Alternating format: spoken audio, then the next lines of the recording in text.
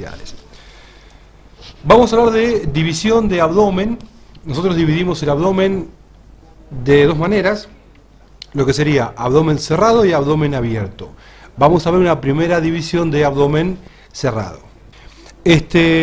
Bien, ¿cómo dividimos al abdomen en lo que se llama división de abdomen cerrado? Vamos a marcar como reparos externos, por un lado, lo que sería el reborde costal. Y después tenemos que tener en cuenta una línea horizontal que pasa a nivel de apéndice o apófisis sifoides, en la parte inferior del esternón. Una línea horizontal que pase por la parte más inferior de ese reborde costal. Y otra horizontal que pase por las EIAS. ¿Qué es eso? Espina ilíaca anterosuperior, reparo anatómico topográfico importantísimo. Trazamos tres líneas horizontales, como acabo de decirles, una a nivel de las sifoides, otra a nivel del reborde costal, en la parte más inferior, y otra en la espina ilíaca anterosuperior. Y, obvio, una que pasa a nivel del pubis. Y después marcamos dos líneas verticales hemiclaviculares, es decir, que van a pasar por la parte media de cada clavícula. Esto nos divide al abdomen en 3, 6, 9 compartimentos. 1, 2, 3, 4, 5, 6, 7, 8 y 9. Los superiores son, los laterales se denominan hipocondrios. Hipocondrio derecho y hipocondrio izquierdo. Hipocondrio derecho y hipocondrio izquierdo. El del medio se denomina epigastrio. Epigastrio. Los del medio se denominan los laterales flancos. Flanco derecho y flanco izquierdo. Y el medio se denomina o región umbilical o mesogastrio. Y nos quedan los tres inferiores que van a ser. Los laterales son las famosas fosas ilíacas. Y el del centro inferior se denomina hipogastrio. Y aquí los 9 cuadrantes en los cuales se divide el abdomen desde exterior. ¿Qué vamos a encontrar? ¿Qué órganos vamos a encontrar? Si por transparencia miramos, vamos a ver que el hígado ocupa los 3 cuadrantes superiores, tanto el hipocondrio derecho como el epigastrio, como la puntita, la cola, la punta del lóbulo izquierdo del hígado llega al hipocondrio izquierdo. Pero lo que siempre decimos es que la casa, la cuna, el lecho del hígado va a ser obviamente el hipocondrio derecho, pero acuérdense que también está en el epigastrio y en el hipocondrio izquierdo. De hecho, cuando hay una inflamación de esta glándula hepática, de la cápsula de Gleason, que se inflama y duele, también tenemos un dolor en la parte de lo que sería epigastrio, lo que mal se llama boca del estómago. La zona por debajo de la sifoides, bueno, eso a este nivel, eso se da porque está el hígado inflamado. Y todo el hipocondrio derecho, una inflamación hepática, llega a repercutir hacia la región dorsal, duele la espalda, por detrás del pulmón, por debajo del pulmón derecho. Y muchas veces va a dar un dolor referido a la región escapular, lo que se denomina omalgia. Y se acompaña generalmente de vómitos, vómitos biliosos. Los vómitos biliosos, ¿cómo son? Son esos vómitos que pueden ser de origen alimentario, que contienen alimentos, pero después se hacen bien verdes, bien amarillos, amargos, agrios. Seguimos con el bazo. Va a estar ubicado en el hipocondrio izquierdo. El hipocondrio izquierdo, bien hacia atrás, entre la novena y la 11ª costilla, va a estar ubicado el bazo, órgano linfoideo y hematológico por excelencia. Órgano parenquimatoso es el principal órgano que se rompe en un traumatismo de abdomen. Traumatismo cerrado de abdomen es el bazo, uno de los principales órganos que se lesionan, o él o su pedículo, es decir, los vasos, la arteria esplénica que van llegando al bazo por medio de los epiplones, en este caso pancreático esplénico. Está bien escondido entre la novena y la 11ª costilla, y sí asienta en el hipocondrio izquierdo. Acá no hay vuelta, este vive ahí. Pero es uno de los principales órganos que se lesiona, como dijimos, en los traumatismos cerrados de abdomen. Ahora, si el estómago, vamos a ver que el estómago está ocupado parte en el epigastrio y parte en el hipocondrio izquierdo. El estómago tiene dos porciones, una porción vertical, que es esta, y una porción horizontal. En la porción vertical recibe acá, a este nivel, al esófago, en un orificio que se denominaba cardias. Lo que me queda de ese nivel para arriba, es decir, de donde ingresa el esófago para arriba, esto se denomina fundus gástrico, y esto es la porción vertical del cuerpo. Todo eso está contenido en el hipocondrio izquierdo. Ahora bien, la porción horizontal del estómago está comprendida en el epigastrio. Y es en esta porción horizontal donde el estómago tiene un orificio con un músculo liso bien marcado, que se denomina píloro. El píloro va a comunicar el estómago con el duodeno, que es esto. Entonces, la porción horizontal del estómago, la parte vertical, donde se hace vertical, horizontal, esto se denomina antro. Esto en conjunto se denomina porción antropilórica. Entonces, la porción antropilórica o porción horizontal del estómago está contenida en el epigastrio, en la parte más inferior del epigastrio. Después del estómago sigue el complejo duodeno-páncreas. Complejo duodeno-páncreas. El duodeno, que se denomina duodeno porque tiene 12 traveses de dedo de largo, va a tener una primera porción ascendente, una segunda descendente, una tercera horizontal y una cuarta ascendente. A este nivel está el ángulo de Treitz y se continúa con el intestino delgado que estaría saliendo acá. El duodeno va a enmarcar al páncreas. El páncreas tiene una cabeza, primero de todo una cabeza, después un cuello chiquitito, un cuerpo y una cola. El cuerpo y la cola están ubicados por detrás del estómago y la cabeza va a estar enmarcada por el duodeno, por esta letra C abierta hacia la izquierda que es el duodeno. Entonces hablamos de lo que se denomina complejo duodeno-páncreas, que van a ocupar todo lo que es el mesogastrio. El páncreas se extiende hacia atrás, hacia el bazo. Los procesos tumorales del páncreas, los que hacen a la cabeza del páncreas, van a cruzar con poco dolor. Lo que hacen es comprimen la vía biliar que vendría por acá, del hígado sale el colédoco que termina en la segunda porción del duodeno, van a comprimir la vía biliar y van a producir un cuadro de ictericia. Pero los procesos de la cola del páncreas, los de la cola del páncreas, cuerpo y cola, corporocaudales, van a producir mucho dolor y a nivel posterior. El páncreas si duele cuando tiene un proceso corporocaudal y cuando es a nivel posterior, a nivel lumbar. El cáncer de cuerpo y cola de páncreas, el de cola en realidad, es el que más duele. El cáncer de cola de páncreas es el que más duele. Bien, entonces todo lo que es complejo duodeno-páncreas va a estar ubicado en la parte mesogástrica. El colon, con sus porciones de ciego, colon ascendente, ángulo hepático, colon transverso, ángulo esplénico, colon descendente, colon iliopélvico y recto, va a ocupar todos estos cuadrantes. Vamos a ver que donde el intestino grueso recibe el intestino delgado a ese nivel, de ahí para abajo se denomina ciego. El ciego tiene al apéndice, ¿sí? El apéndice sale del ciego, o sale o entra, depende de cómo se mire.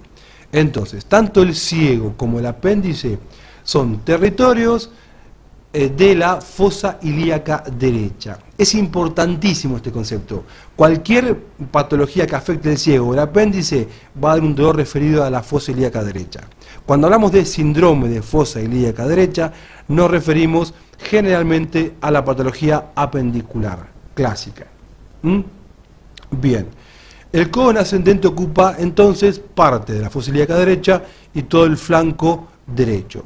El colon transverso cruza hacia el hipocondrio izquierdo, donde vamos a encontrar el ángulo esplénico del colon, y el colon descendente va a estar ocupando el flanco izquierdo y parte del colon iliopélvico, la fosa ilíaca izquierda. Vamos a recordar cuáles sean las partes del colon. Entonces, el intestino grueso se divide en ciego, por debajo de la válvula donde se abre el intestino delgado, que es la válvula iliocólica de Bowing. De ahí para abajo es ciego. Después tenemos colon ascendente, colon transverso y colon descendente. El colon descendente se continúa con el colon iliopélvico, donde es el límite la cresta ilíaca. De la cresta ilíaca para abajo es colon iliopélvico, que tiene una porción ilíaca que está todavía fija a la fosa ilíaca izquierda por la fascia de coalescencia de Cartol 2, y una parte móvil que es el asa sigmoidea.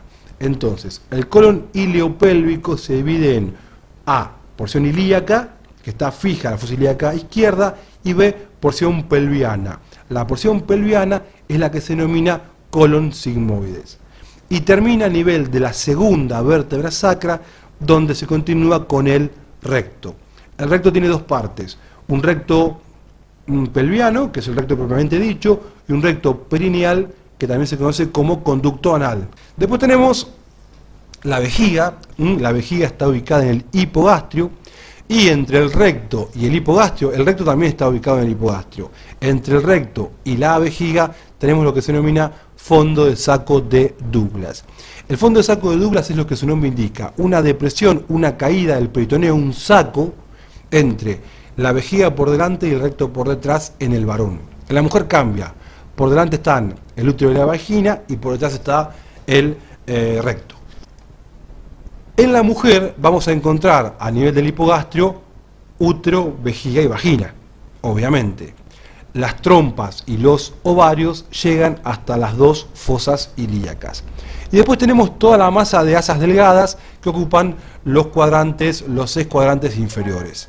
Las asas delgadas forman en conjunto un masacote de tripas que está ubicado en el mesogastrio, en los dos flancos, en el hipogastrio y en las dos fosas ilíacas. Recordemos, a ver, redondeemos. Si yo les hablo de hipocondrio izquierdo, tienen que pensar en estómago y vaso. Si hablo de hipocondrio derecho, hígado.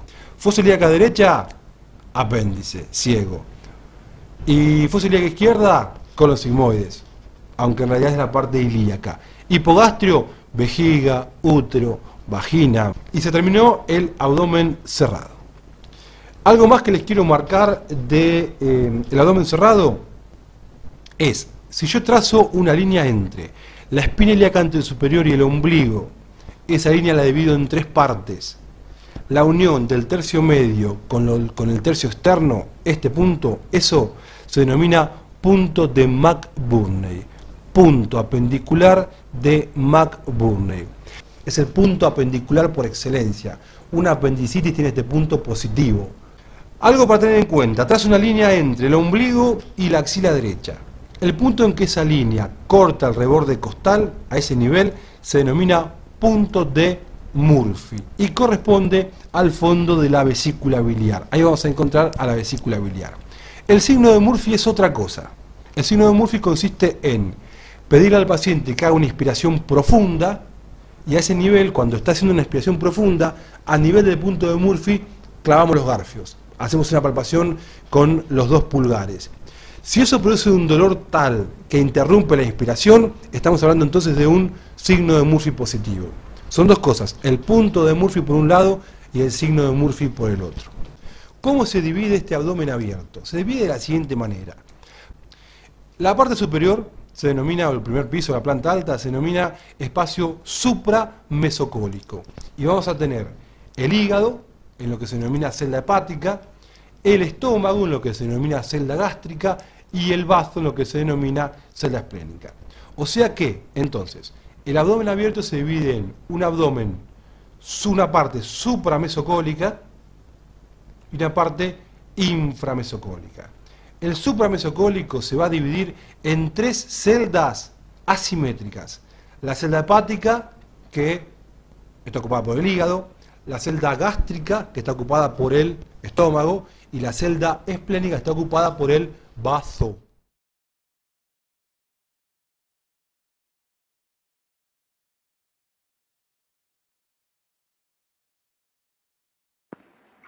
Posición de cúbito dorsal. Es la posición más natural para el cuerpo en reposo. El paciente yace de espaldas, con los brazos asegurados a su lado, las palmas hacia abajo, el brazo descansa sobre el apoyabrazo en un ángulo de 90 grados con respecto del cuerpo. Las piernas rectas y paralelas, alineadas con la cabeza y la columna vertebral. Las caderas paralelas a la columna, se coloca un cinturón de seguridad sobre la rodilla. También pequeñas almohadas debajo de la cabeza y la curvatura lumbar. Los talones se protegen del apoyo de la mesa con una almohada o rodillo para los pies. Estos no deben estar mucho tiempo en flexión plantar. Las plantas de los pies se apoyan en almohada acoginado para pies para evitar la caída. La posición de cúbito dorsal se utiliza para procedimientos abdominales y así también como para la cara, el cuello, el tórax y el hombro. Esta posición también se utiliza para cirugía vascular. Puede emplearse para procedimiento ortopédico cuando brinda una posición adecuada. Posición de Trendelenburg.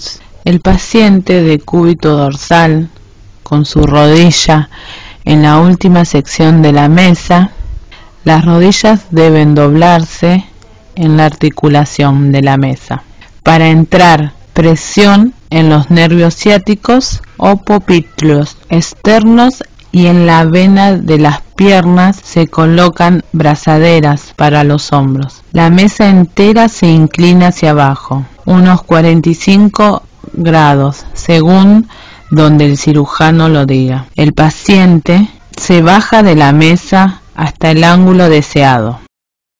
Esta posición se utiliza para procedimientos de la parte inferior del abdomen y la pelvis en la que se desea rechazar las vísceras abdominales del área pélvica. Para obtener mejores posiciones se debe dejar al sujeto en esta posición en el menor tiempo posible. Posición de Trendelenburg invertida.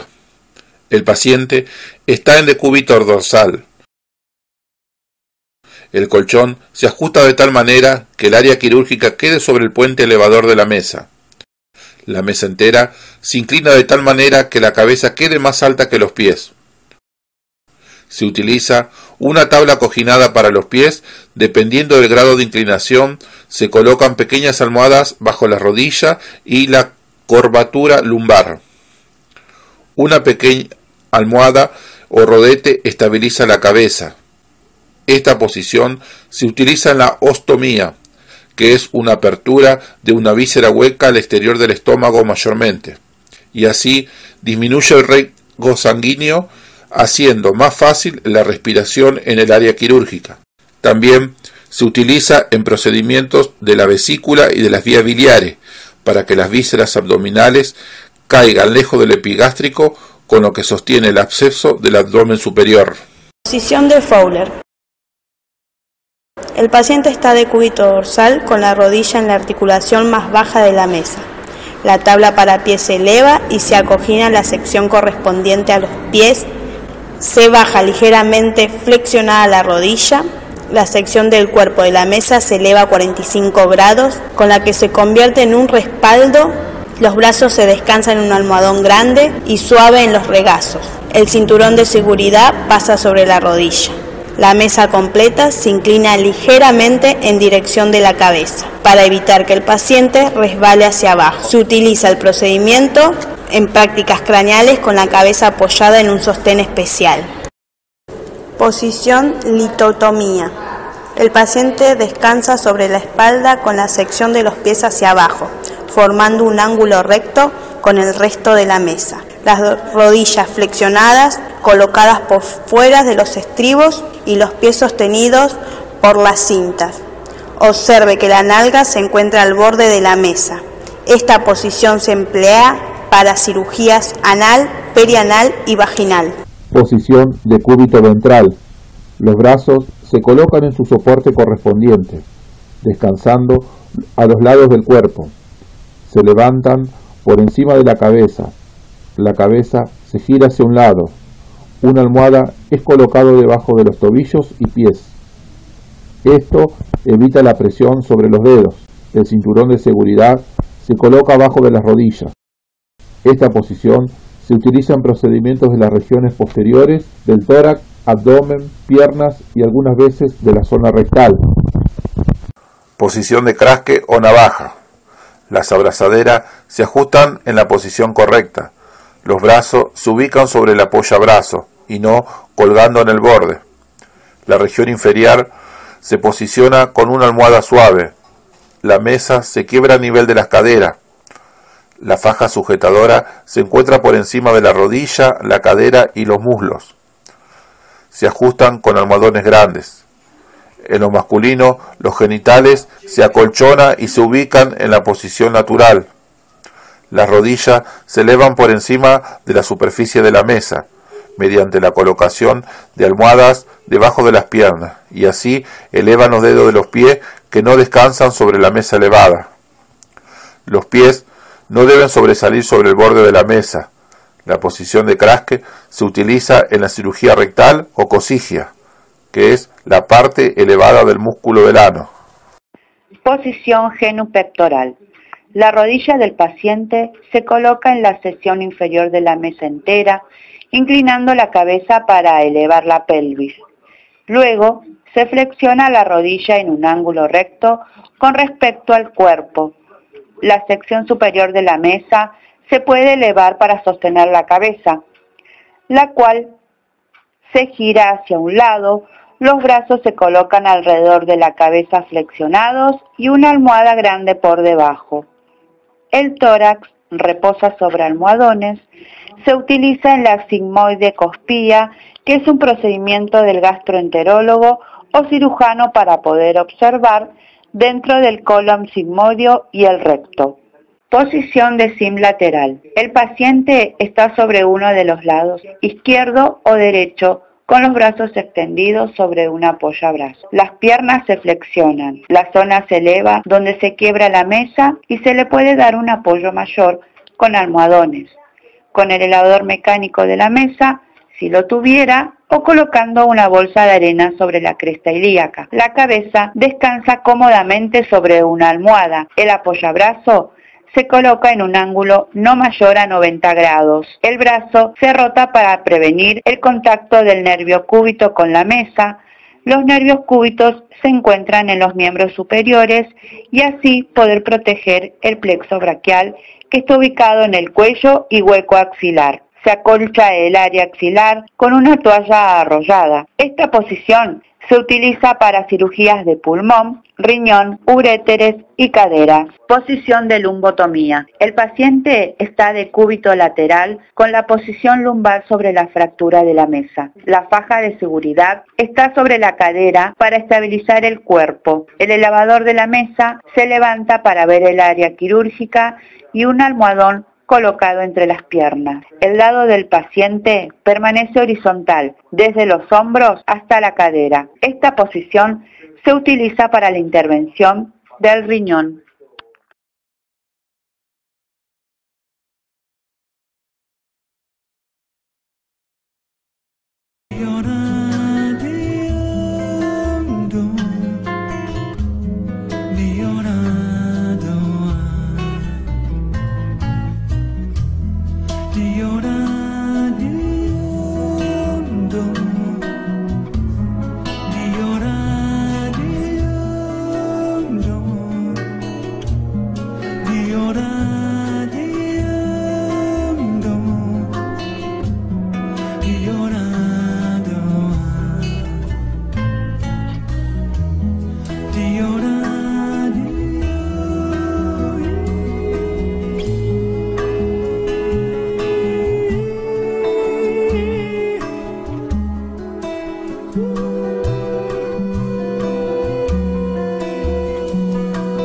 Controlo la temperatura, frecuencia y amplitud respiratoria. Veo los movimientos del tórax y así rápidamente me voy a dar cuenta si su respiración es superficial o no. Y si lo es, entonces requiere oxígeno al 35%, que sería 9 litros en el humidificador, colocando una mascarilla de Venturi.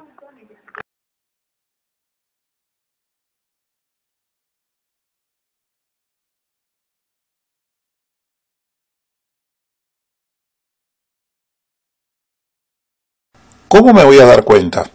Colocando los 3 dedos y pidiéndole por favor trague saliva. Si no hace el procedimiento, no ha recuperado su reflejo de deglución. Por lo tanto, no retiro la cánula Mayo y procedo a la colocación de la máscara Venturi con un mínimo de 35% de oxígeno.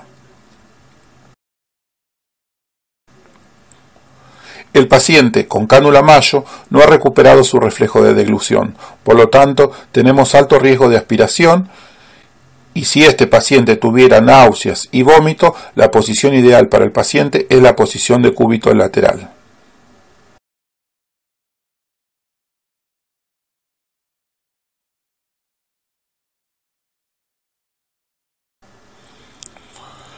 No lateralizar solo la cabeza, sino todo su cuerpo, de acuerdo al procedimiento de dicha posición, actuando siempre con los brazos y piernas.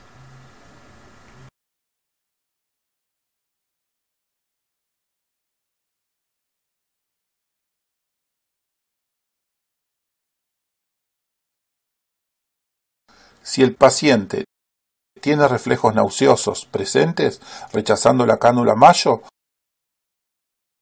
lo que le pido es trague saliva de su boca, y si hace el procedimiento,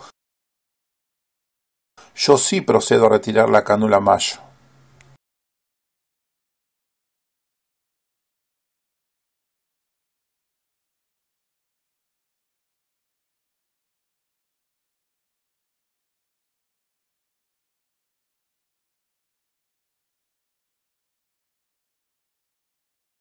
Vuelvo a valorar el estado de conciencia preguntándole al paciente: Señor Pérez, ¿me escucha? Veo cómo reacciona y procedo a explicarle. Señor Pérez, usted ya salió del quirófano. Está en la unidad de recuperación anestésica. Entonces procedo. Evalúo la tensión arterial, la frecuencia respiratoria, la cardíaca, que es muy importante. No solo la frecuencia, sino la amplitud y el ritmo, complementando con la observación del monitoreo cardíaco. Si el paciente viene con los electrodos, los conectamos a monitorización cardíaca. Si no viene con ellos, le colocamos. Es necesario ver la curva eléctrica de la actividad cardíaca.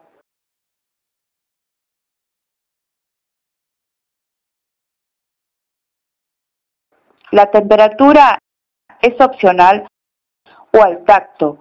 Ver el llene capilar,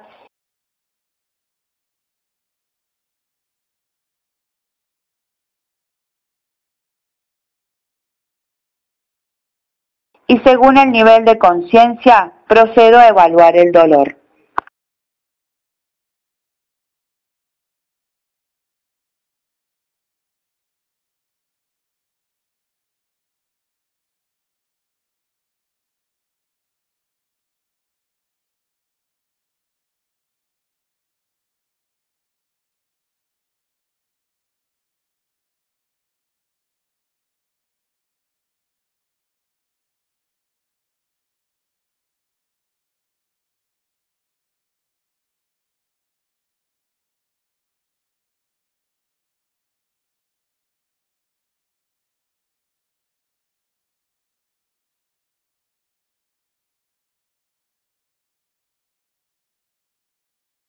Procedemos al examen físico.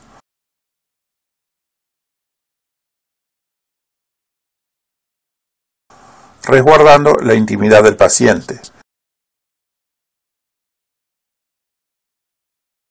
Vemos la herida operatoria, viendo la calidad de los apósitos. No se procede a descubrir la herida. Vemos la presencia o ausencia de drenaje. Vemos vía venosa, que según informaron es número de 18 de mayor calibre, por alguna necesidad de transfusión, ubicada en el antebrazo izquierdo. Vía permeable, glucosado al 5%, sin medicación. Seguimos mirando, evaluación genital, evaluación de las extremidades inferiores, pulsos distales, temperaturas de la piel y la valoración de la integridad de la piel, explicándole: Don Pérez, voy a girarlo, colocando la banda de seguridad en su cama. Evalúo espalda, zona sacra y glúteos.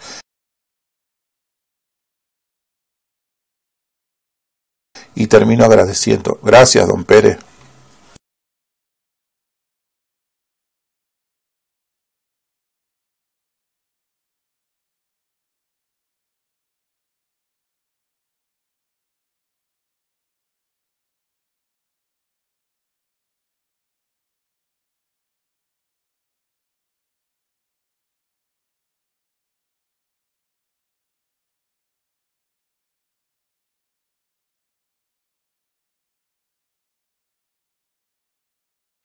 integridad de la piel, presencia de drenaje, vía venosa, soluciones. Si hay sondas Foley, veo que el recolector de orina no se encuentre clampeado. Vaciar colector de orina y dejarlo en cero para iniciar un nuevo balance en el posoperatorio inmediato. Si el paciente es diabético y tiene antecedentes mórbidos de diabetes, es necesario realizar un control de hemoglucotest.